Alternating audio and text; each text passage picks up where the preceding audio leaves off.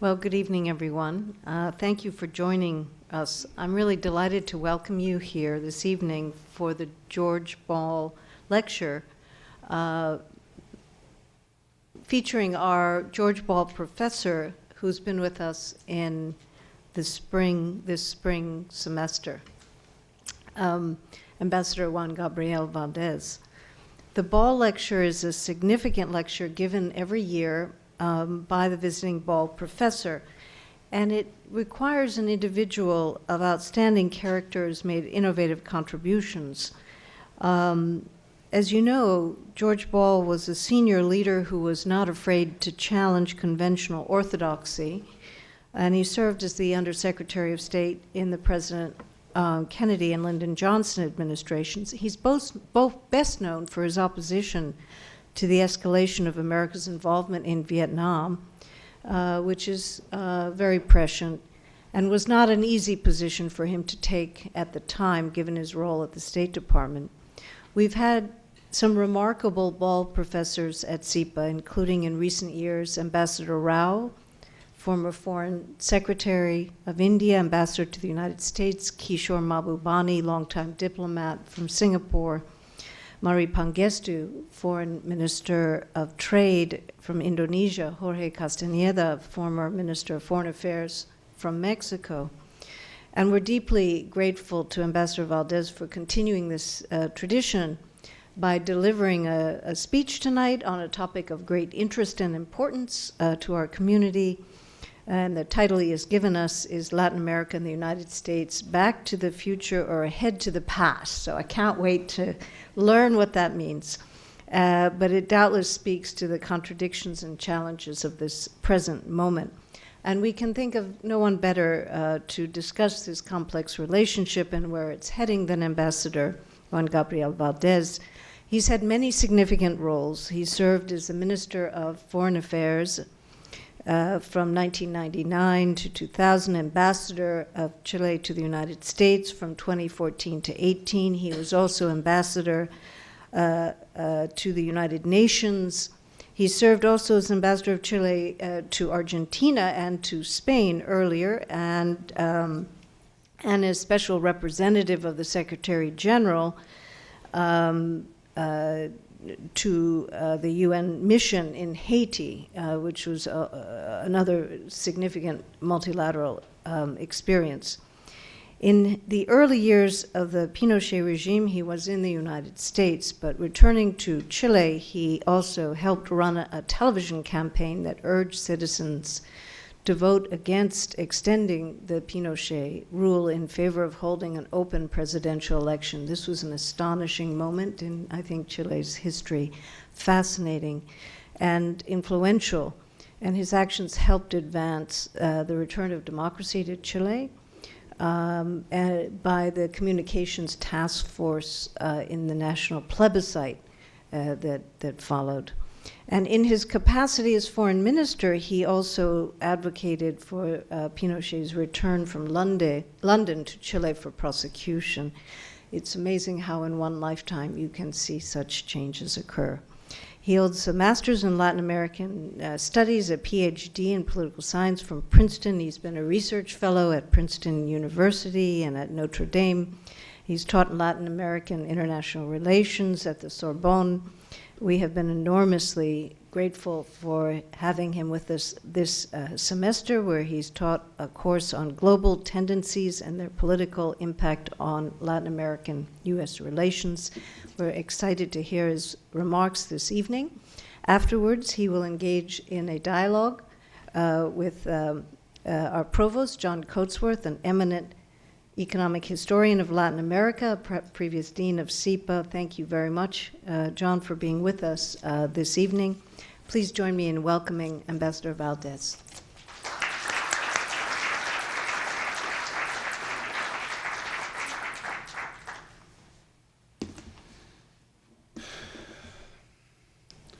Thank you very much, Merit, for these words. And I also thank John for not only for being here, but I'm extremely thankful for the opportunity of being this spring teaching here at Columbia and participating in the university life. I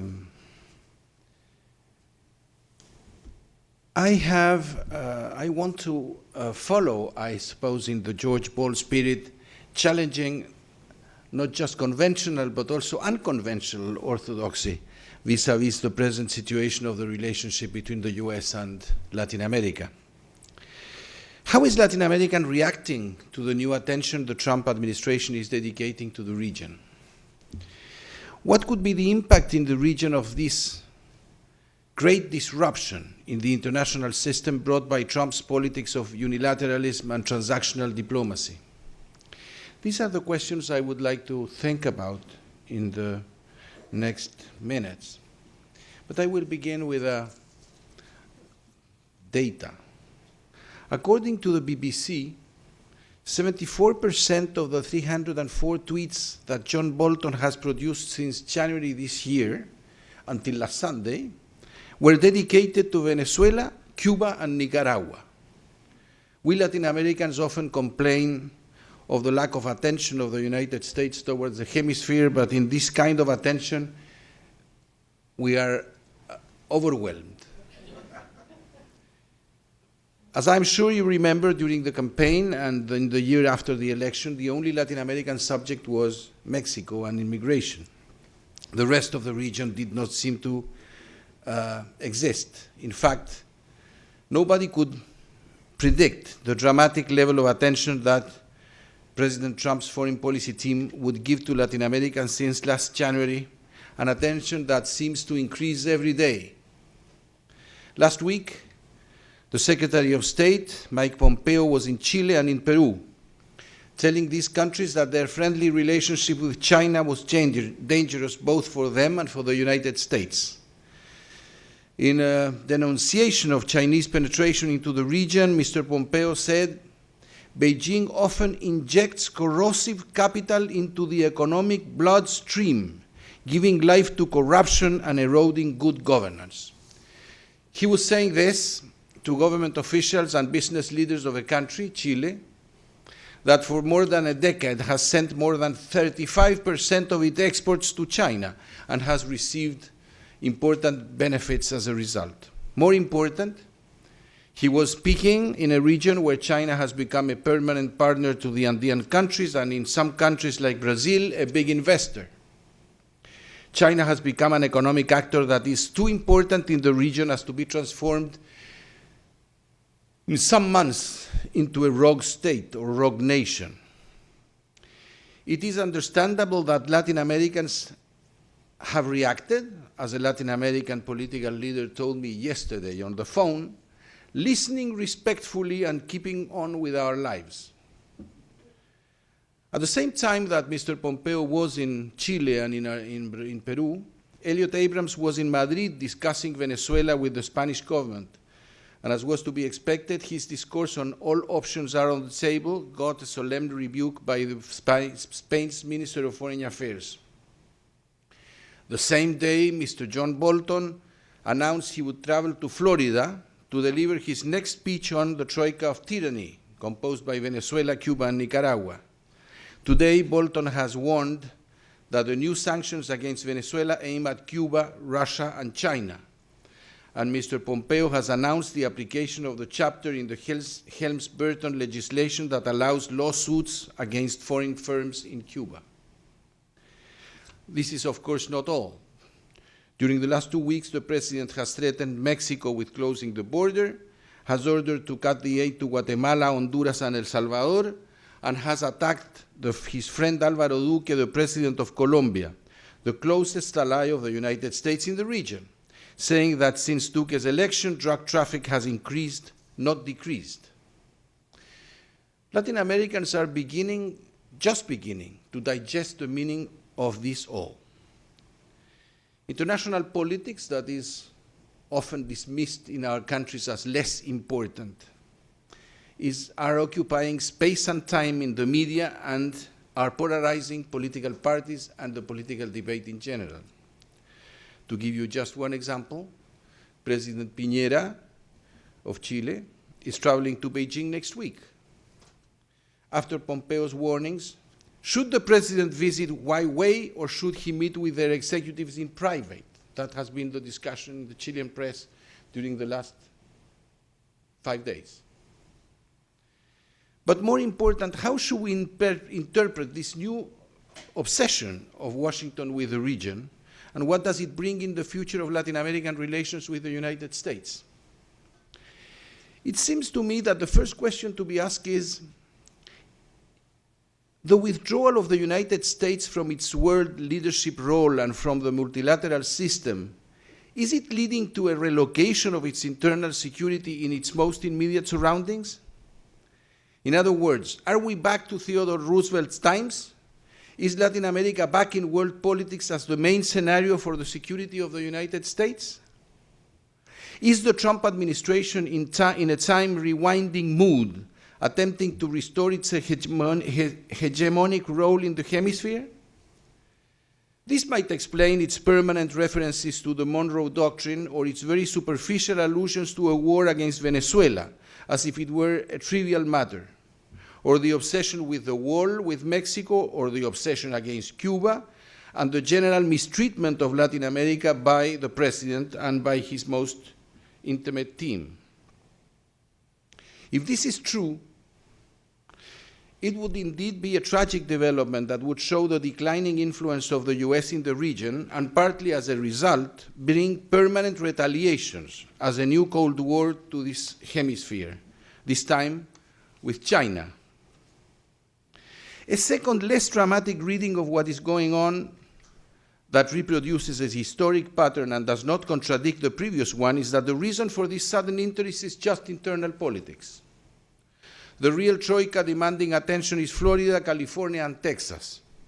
As a result, topics like immigration, trade, drugs, plus Maduro's corrupt socialism are surely not the only reason for this new hemispheric urgency, but are nonetheless extremely important for the consolidation of this government in the United States. The third reason is probably ideological. There is no doubt that Trump's election meant a radical change in the ideology governing the relationship during the last 20 years. It is a change from a framework of cooperation and mutual respect built since the end of the Cold War to another, not fully defined yet, but that seems to underline national security and conformation of the region to the principles of America First. If we want to find the breaking point between these two moments and these two epochs, it is, in my opinion, the moment following Obama's decision to normalize relations with Cuba. Obama's reestablishment of diplomatic relations with Cuba closed a process of normalization that had begun at the end of the Cold War and pursued the building of democracies in the region, the economic association, and multilateral cooperation in the hemisphere. It was clearly a goodwill period, probably the best the hemisphere had since Roosevelt's good neighbor policy. We all remember the wave of trade agreement and hemispheric initiatives that took place since the presidency of George Bush the Senior, and were following during the presidencies of Bill Clinton, George W. Bush, and Obama, associating countries from Chile and Peru to Mexico and Central America with the United States. This was a period in which the end of communism brought a sort of disengagement of Latin America from the main security concerns of the United States. There were, of course, serious problems, like drug traffic, gang violence. The war on drugs brought tensions and programs of military assistance from the United States that were criticized by some countries in the region. Immigration was always a matter of discussion and sometimes bitter debate with Mexico. But the main ideas leading hemispheric relations was that the region was largely democratic, increasingly prosperous, and more self-confident than ever. And besides, this is important, the United States had other pressing matters to address, particularly after 9/11. The hemispheres seem to have converged around democracy and human rights. The Organization of American States had approved the Democratic Charter in Lima, and countries close to the United States in the hemisphere could disagree with Washington on the world scene, but continue to be friends, even close associates of the United States. In 2003, Chile and Mexico, members of the Security Council, denied their support to the war in Iraq. Nevertheless, the Bush administration did not withdraw its support from the free trade agreement with Chile or to the authorization of American assistance to Mexico's internal security requests. Life continued, and when 2 months later, the Secretary of State of the United States, Colin Powell, asked Chile to send troops to Haiti, Chile sent a battalion in 72 hours. At the same time, those who persisted in a sort of unilateral defiance like Venezuela, Bolivia, or Nicaragua, the United States responded with a mixture of tolerance and indifference. The friendship gestures between Lula and George W. Bush were the best demonstration that governments of a very different ideological persuasion could get along with mutual respect and plans of cooperation. It was therefore only normal that the United States ended up by normalizing its relationship with Havana. It was something that Latin American countries had wished and even pushed for some time. Yet, the decision revitalized a broad neoconservative reaction, not just against the decision itself, but more broadly, against the whole framework of the hemispheric relationship. The Florida group of members of Congress, led by Senator Rubio and others, denounced the abandonment of American values in the hemisphere, something they exemplified in the appeasement of the Maduro autocracy in Venezuela, the respect over ideological differences with Cuba, the tolerance of governments that denounced the US as imperialist like Evo Morales in Bolivia, the type of relations that some countries had with countries unfriendly to the United States like Russia or Iran, and overall, Washington's tolerance towards the growing participation of China in the area. In retrospect, I think that there was more than a lack of vision on the part of Latin American governments and of the Obama administration in overlooking the conflictive dimensions these subjects had for the region and for these countries. But at the same time, we have to remember that most of these criticisms were dismissed as overblown or as Cold War nostalgia. It is true that the Venezuelan crisis was alarming for the region. It had been a long process of deterioration of a populist democracy turned authoritarian, turned a dictatorship. But there was still hope that negotiations would succeed. At the same time, it was not also evident at the time that a growing political crisis in Brazil would paralyze the region's ability to manage UNASUR, the regional or the sub-regional organization, blocked by the conflict between the group of Chávez clients in Alba and the rest of the region. On another front, China was doing business in the region, and its demand for primary goods was behind the economic growth Latin America was experiencing during these years. There was, of course, certain concern among economists on a new type of dependency, a regression of the region to a primary product economy, and the negative impact of the slowdown of the Chinese economy in some countries. But no one could imagine that the US would suddenly turn to observe China as a country with which Latin America had to disengage. Trade between China and Latin America increased 20 times between 2000 and 2013. How could that be stopped, let alone reversed? Moreover, at the time, and I'm talking about 3 years ago, nobody could conceive, much less argue, that an American intervention in Latin American internal affairs could by itself solve anything in the region. Not to speak about an armed intervention, an idea that was not even worth mentioning. Much before 2013, when John Kerry solemnly declared at the OAS the death of the Monroe Doctrine, Latin Americans had seen the doctrine as dead as a doornail, as you say.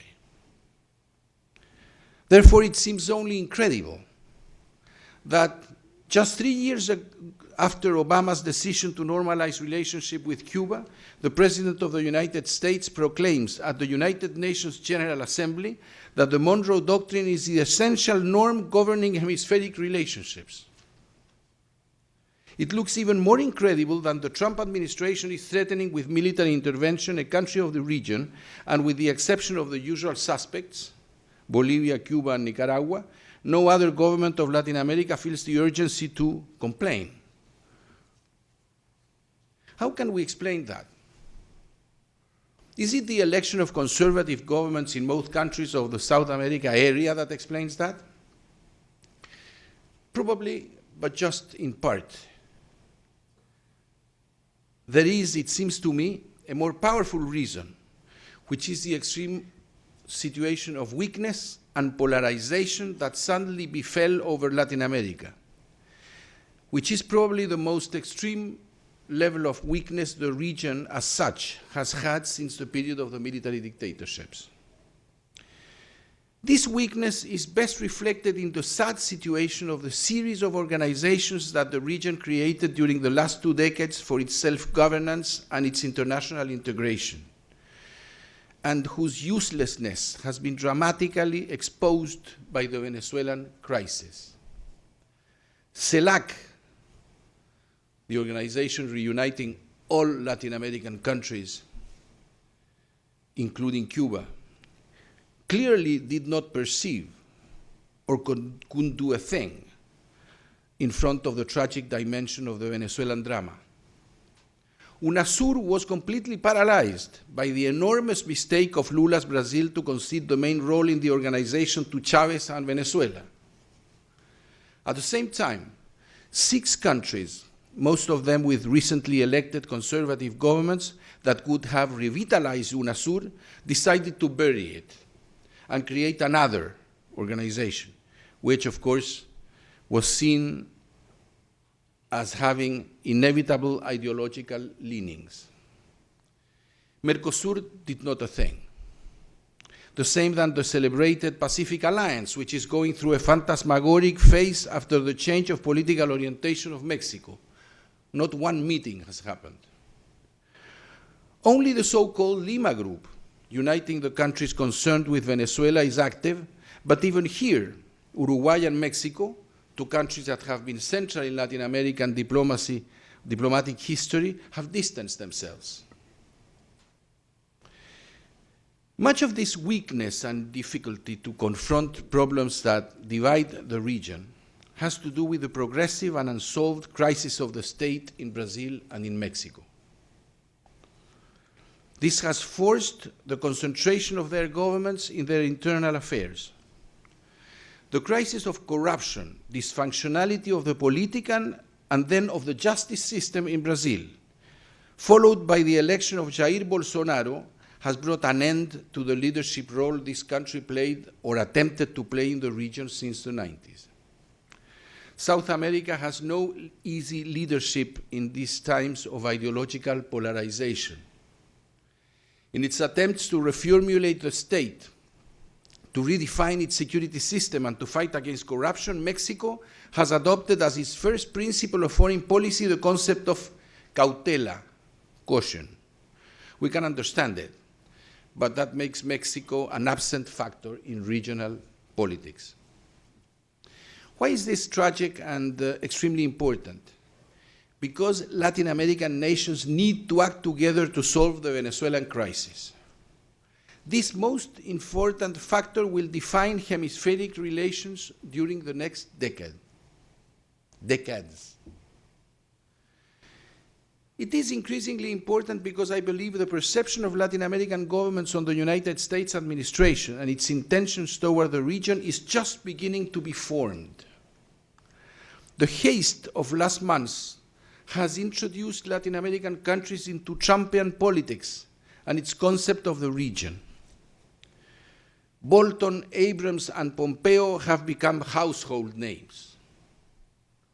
Decisions by Washington vis-à-vis multilateralism, trade agreements, and international organizations that seemed distant in 2000 2018, dedicated to others, not to us, far away from our countries, now look not distant anymore.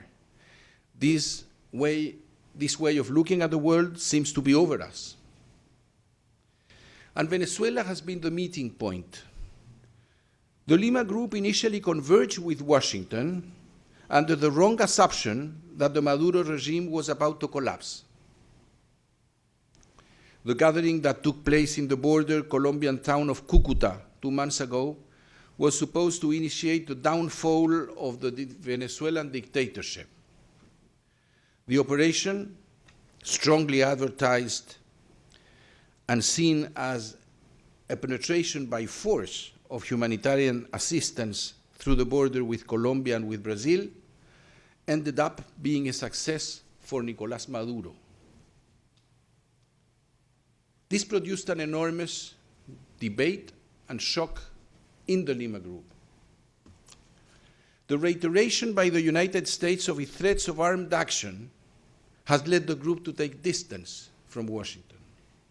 During its last meeting in Santiago, last weekend, the group of 13 Latin American countries plus Canada formally rejected the use of military action, publicly contradicting the United States. I have to add to this that the Vice President of Brazil visiting Vice President Pence left the meeting in the White House declaring that Pence had given him assurances that there would be no military attack on Venezuela. The military of Brazil have been attempting to mobilize the Venezuelan military to give a military coup to Maduro and to solve themselves the situation. The Lima Group has called for UN action and has demanded a more active attitude from the part of the Secretary General. The Lima Group will have a next disagreement with the United States, which is potentially greater, which is the expansion of the Venezuelan operation of regime change to Nicaragua and Cuba, an intention the Trump administration has not hid and is well known to be absolutely consistent with its internal politics. But undoubtedly the most important factor is the growing Latin American awareness that the US is not hesitating to bring its own conflicts with rival powers into the region. The decision to denounce Chinese relations with Latin America has raised the ghost of a regression that will impact governments all over the region, including the most conservatives among them. Let me conclude these observations with one general remark and reiterate one prediction. My general remark is the following. The main and probably the only common trait in the foreign policy of Latin American countries has always been their search for autonomy. Not just national autonomy, but regional autonomy.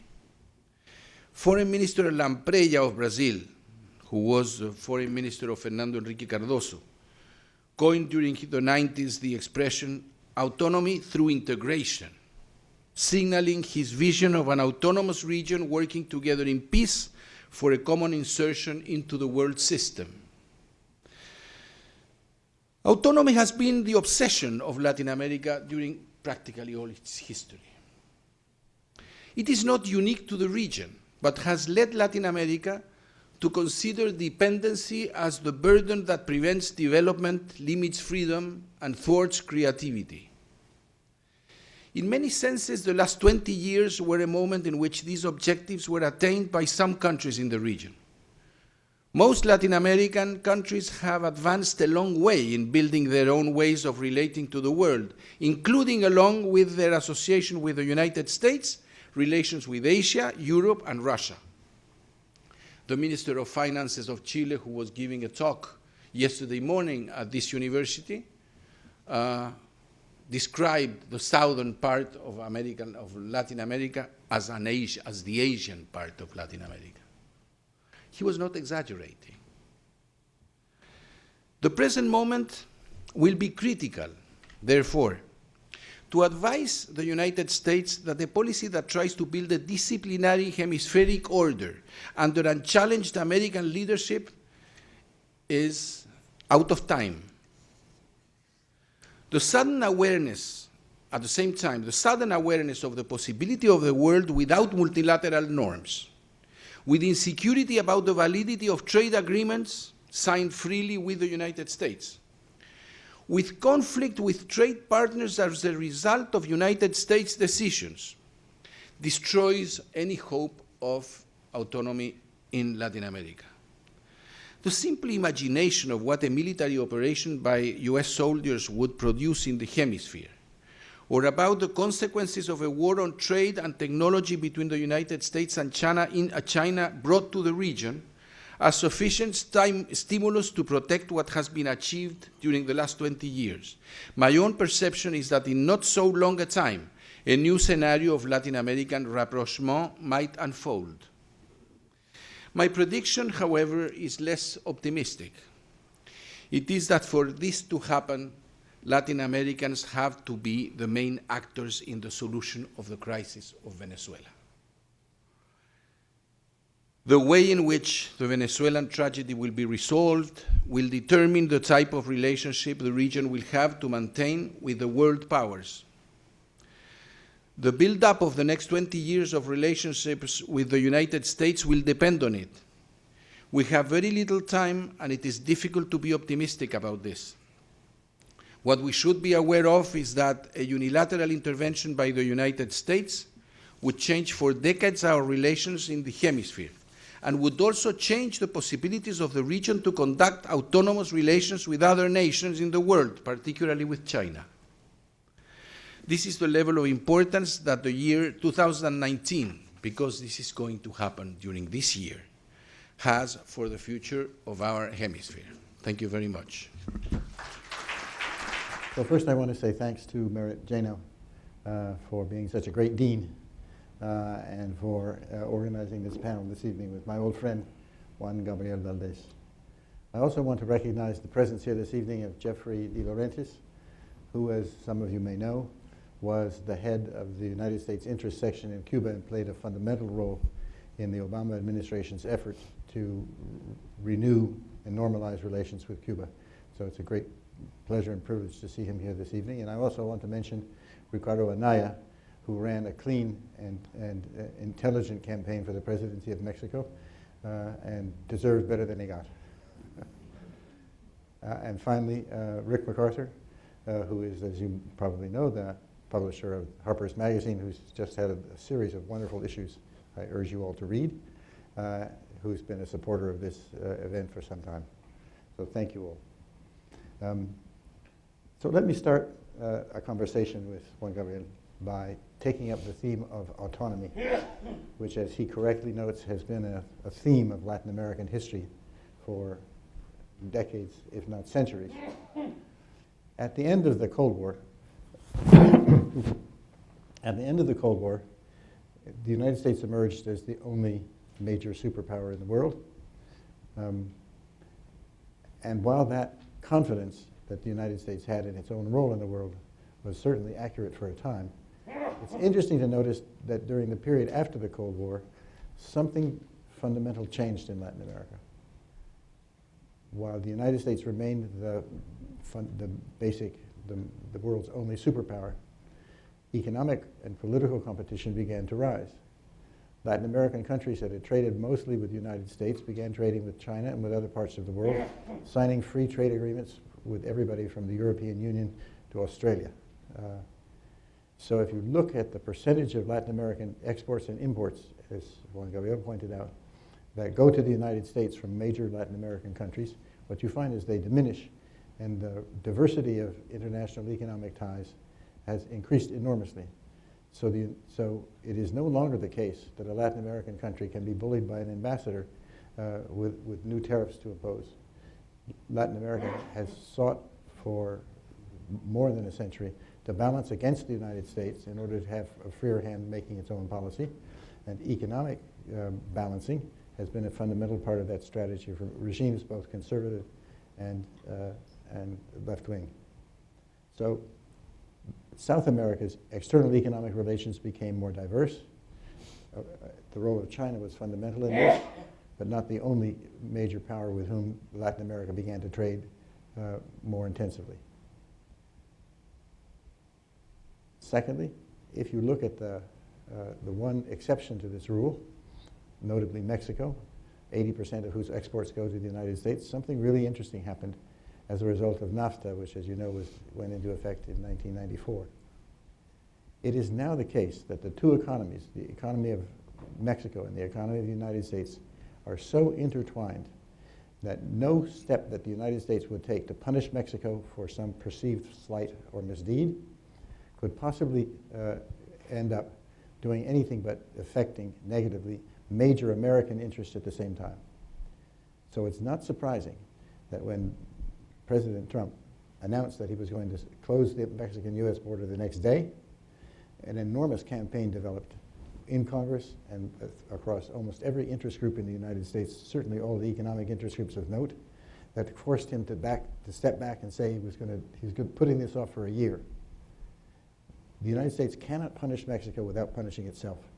So this is, while the economic balancing has not occurred, what has happened is an integration which gives Mexico much more leverage than it's ever had, and much more leverage than it has yet discovered how to use.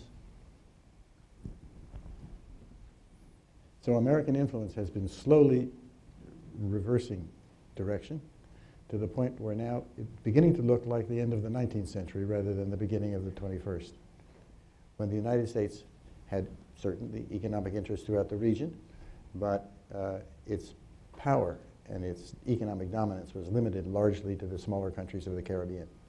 So this gives us certain significance to the American attitudes toward Venezuela. But my question for Juan Gabriel is this: is there a vision, a Latin American vision of a relationship between the United States and Latin America that can accommodate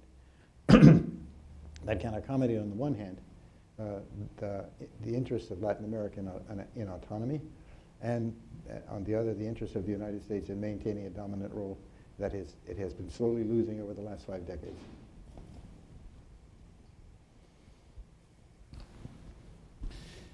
I suppose that is the most important questions of them all, because the fact is that the growth of China in the region and the enormous impact that China is having, not just in terms of trade. Of course, for some countries, the trade with China has become an essential part of their economies. It is not something that can be replaced. Chile cannot say simply, we will reduce our trade with China. We have almost 40% of our goods going there. Most sectors of our economy have developed as a result of Chinese demand. Brazil, you remember what happened with Bolsonaro during the campaign. He criticized China, and he said that China was not buying Brazilian things, but was buying Brazil. And then when he came to office, he had to reverse, because Brazil is the country where China has invested the most in the region. Therefore, the presence of China, particularly the issue of technological competition with the US, is something to be concerned about in terms of what will the reaction of the US be and what kind of role will Latin America play in this competition. Up to now, for instance, I can tell you that this discussion happened last week in Santiago. The President of Chile told Mr. Pompeo, in this country, you have to compete, and you have bids. And if Huawei won the submarine cable in the southern part of Chile, it's because they won the bid. They gave a better offer.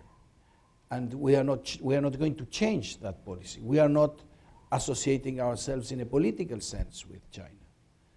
But the fact is that China is making enormous progress, as we all know, in the 5G technology, and it will be increasingly difficult to accommodate the tension between the United States and China inside the region.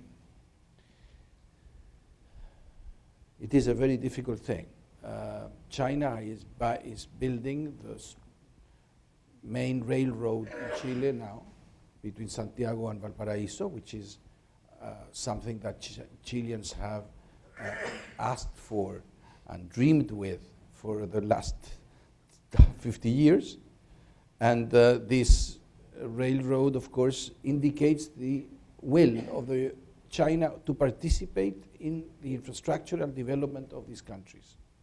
Something the US is not doing, and probably cannot do. Then this is the main issue. Will we, particularly, I'm referring to Chile not simply because it's my country, but because of the extraordinarily positive relations that Chile has had with the United States during the last 20 years.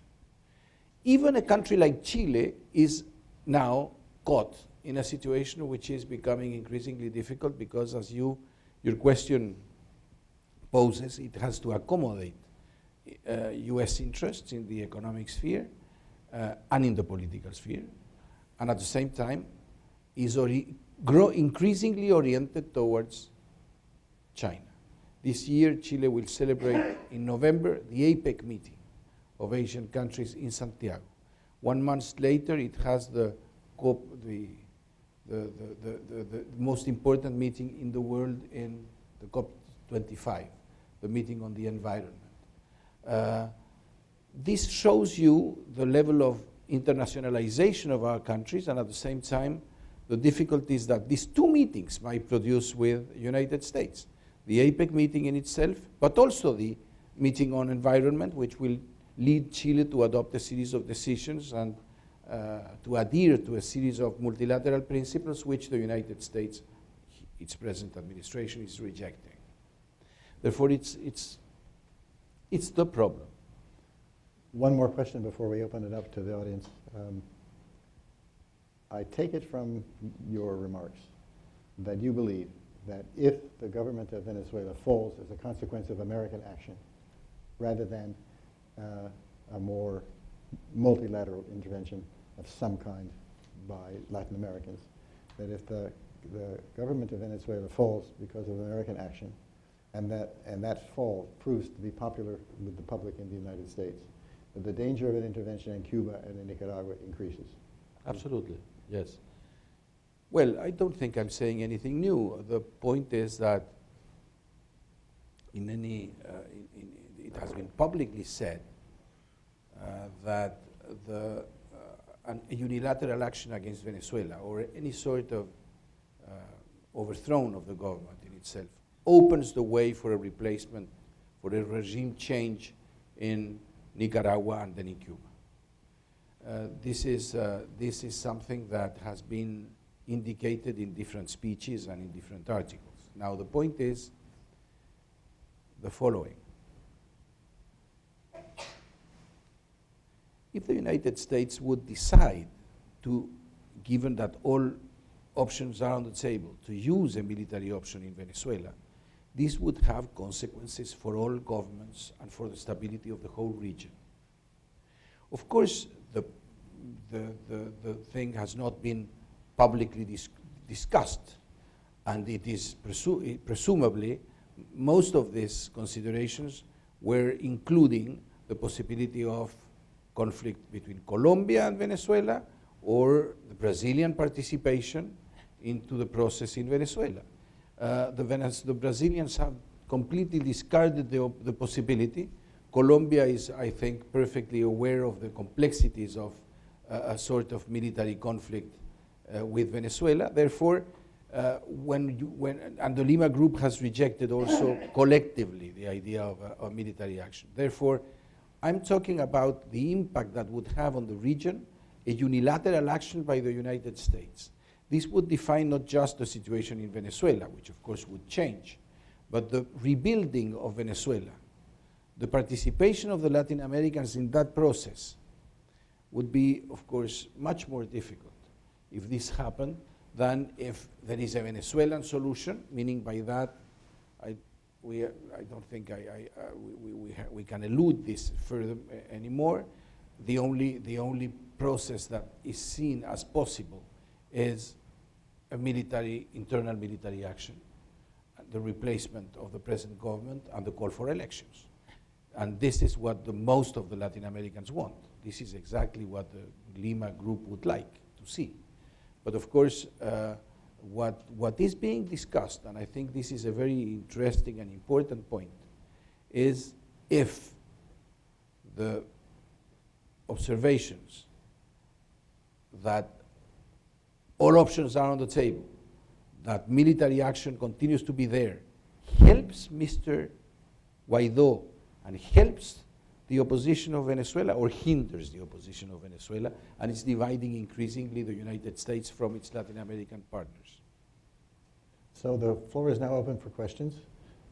There is a microphone on either side of the room. If you would have a question, would you please step to the microphone, say your name, and please keep your questions short so that we can have time to hear the answers. Over here. Thank you, Mr. Ambassador. I'm a student here at SIPA. Thank you for coming. Great insights. I'm struck by your surprise that the U.S. administration has put all the options on the table, but you also mentioned that the Latin American countries don't have a solution of their own. If you can give us a little bit of the insights as to what are the options that you may have collectively. And my second quick question, you heard of the One Belt, One Road. You also heard of Pakistan being in trouble using some of the funds. Now they're coming back to IMF to get funding to pay back the loans.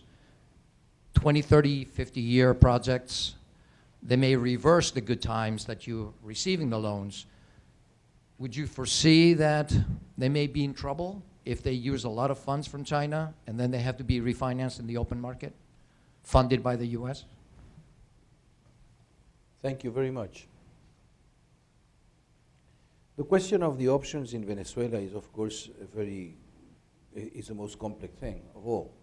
I have participated personally in situations in which Latin American organizations have acted in front of a military coup. We went as ministers of foreign affairs to Paraguay in order to solve a situation which was extremely difficult and which we managed to help to solve it.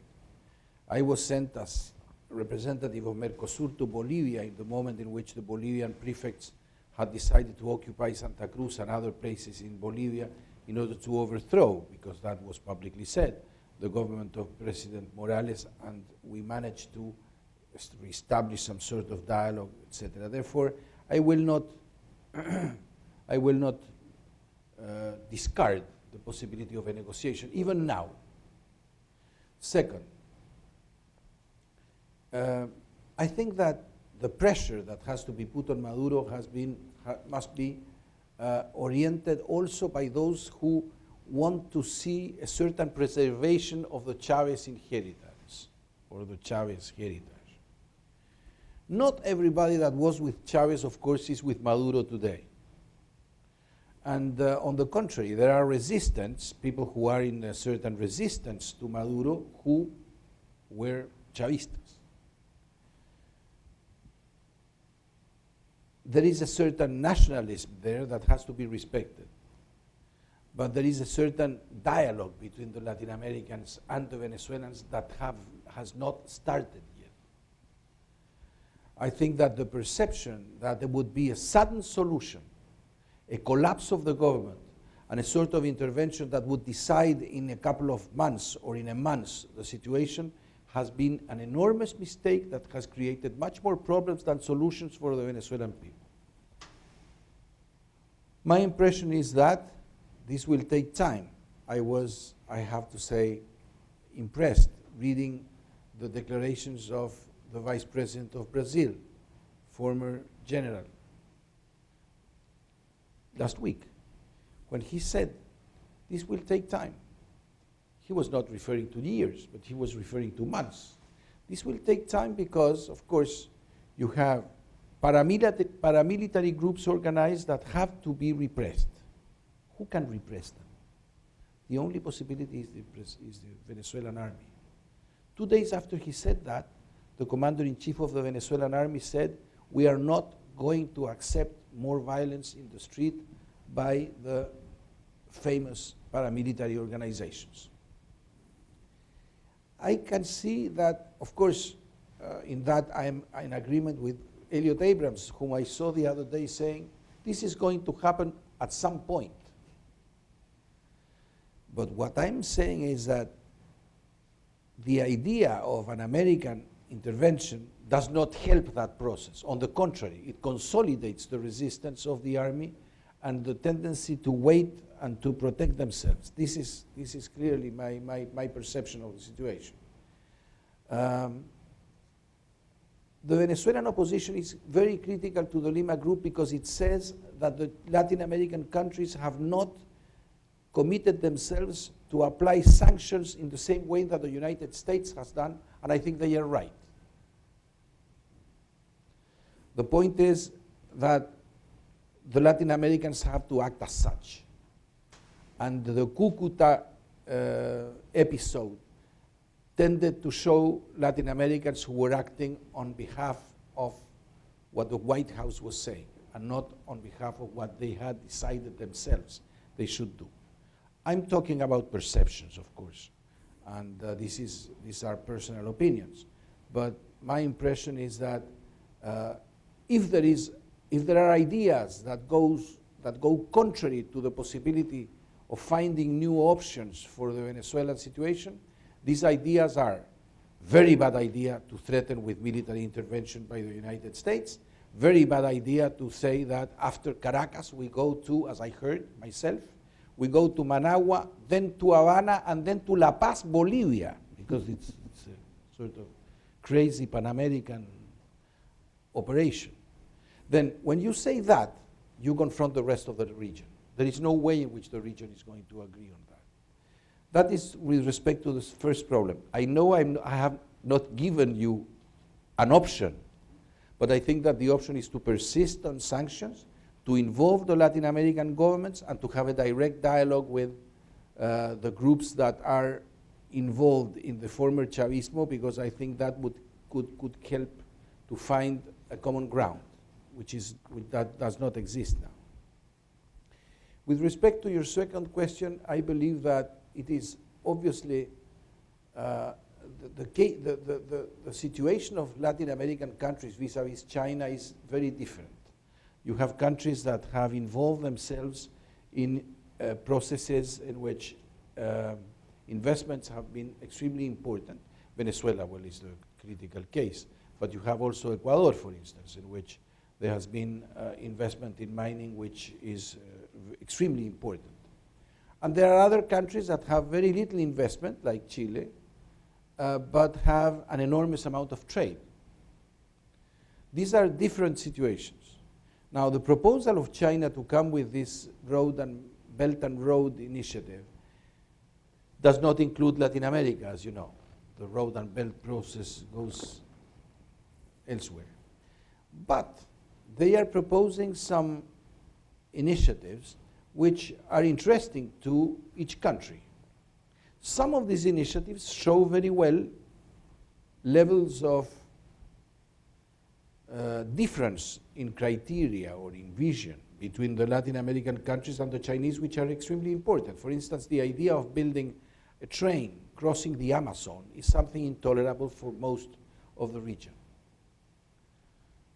This shows that the level of commitment in the environment coming from these Chinese proposals is not the type of commitment we have with our own environment in the region. Therefore, my impression vis-a-vis the Belt and Road, and I have, as you probably know, President Piñera is precisely going to Beijing next week because there is a meeting of the Belt and Road Initiative and he wants to listen and participate. The impact of Chinese capital in Latin America will be very different depending on the legislations of each country and on the way in which each country will treat these. And I think we have to be extremely cautious.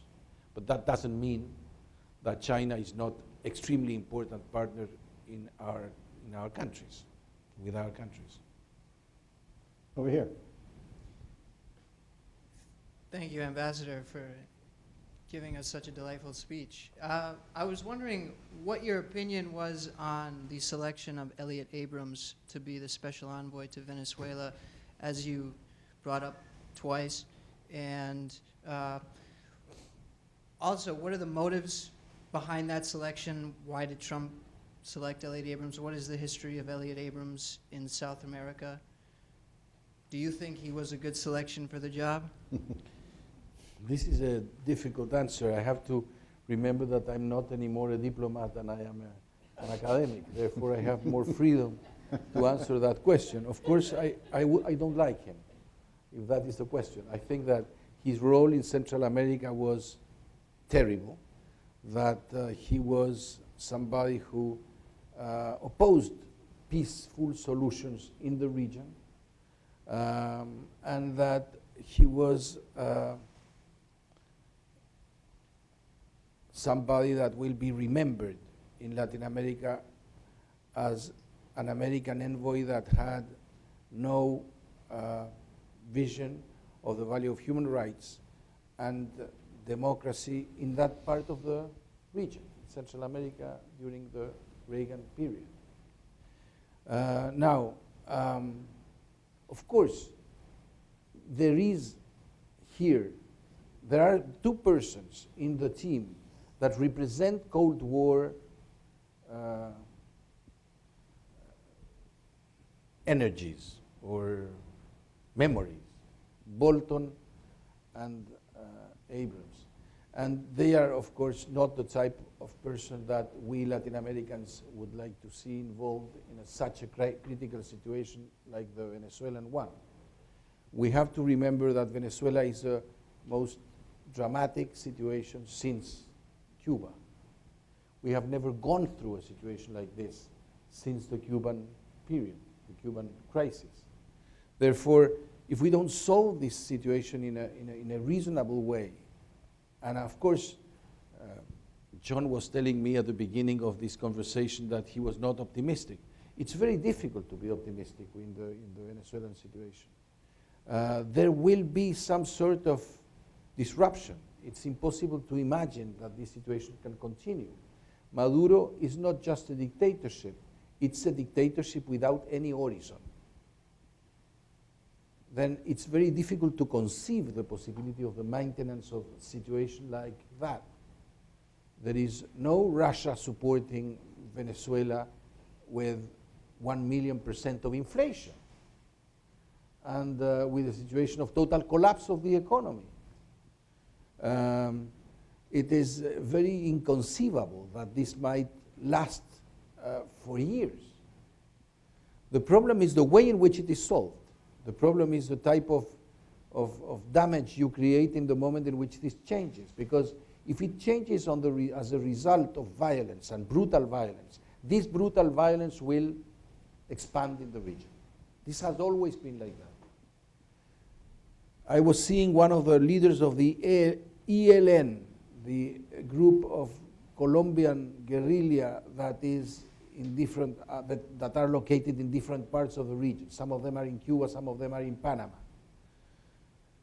And they were saying publicly on CNN that if there was an American attack on Venezuela, they would fight with the Venezuelans.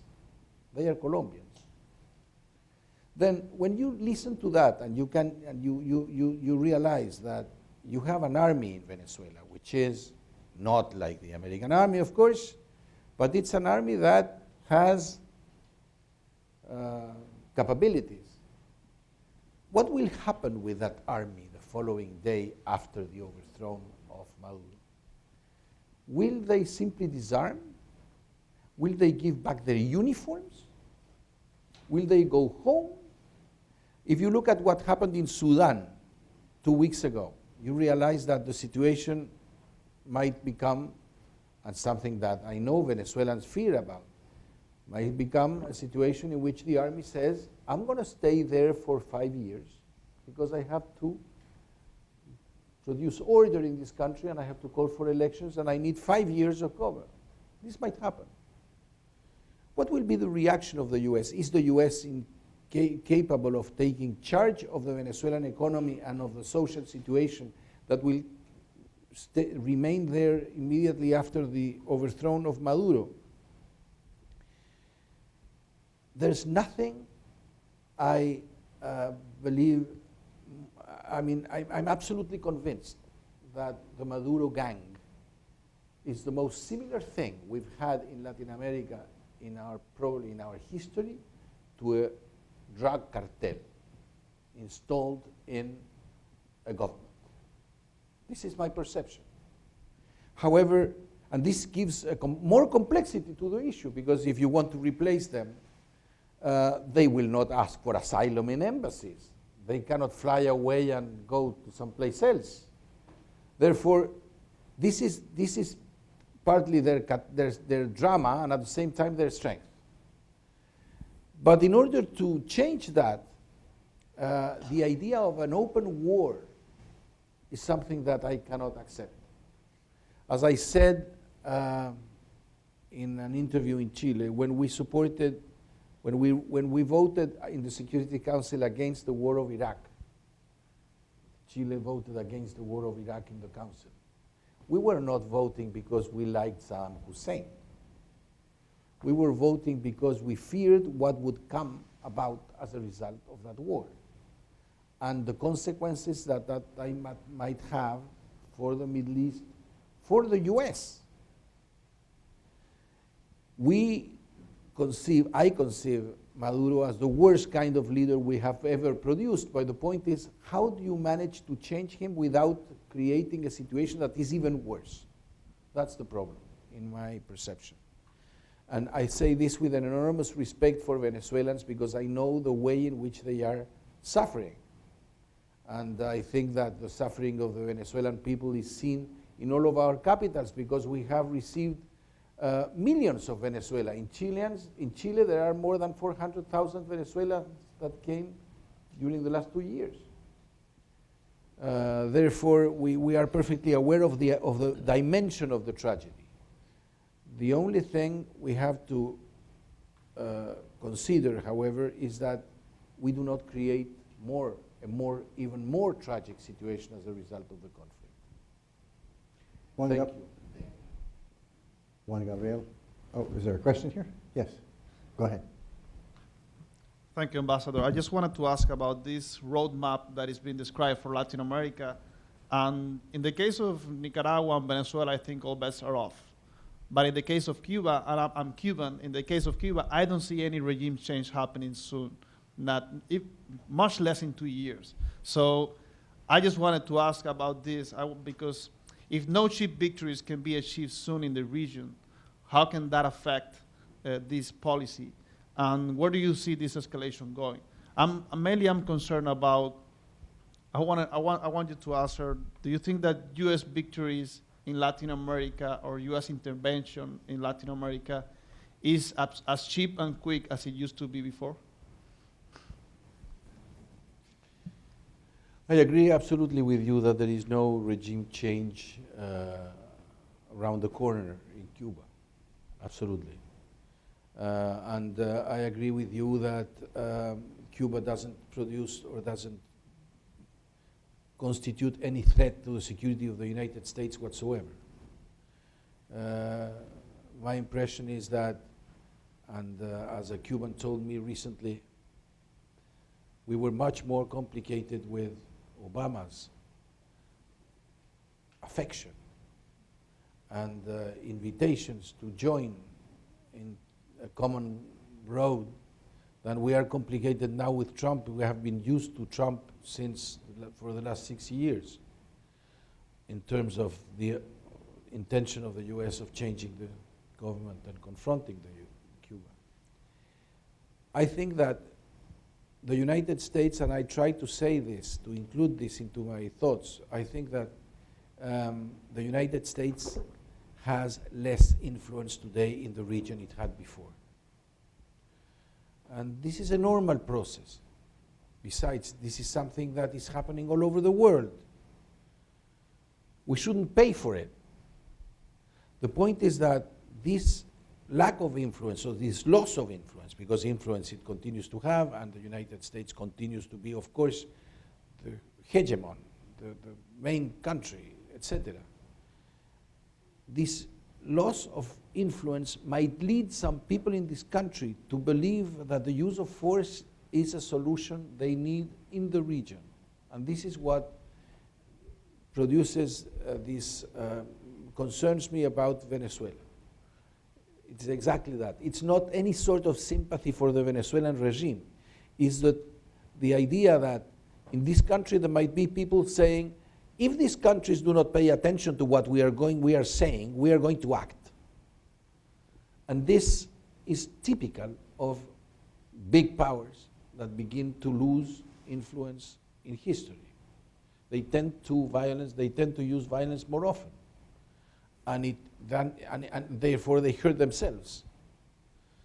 But I think that you're right that Cuba will probably continue in this situation, but of course the threats against its economy are serious. And I believe that this is a very tragic thing for the Cuban people, of course. Juan Gabriel, thank you very have to much go. for an interesting evening, for great remarks, and Thank for you your very much. answers to all of our questions. It's a pleasure to have you here. Thank you very much.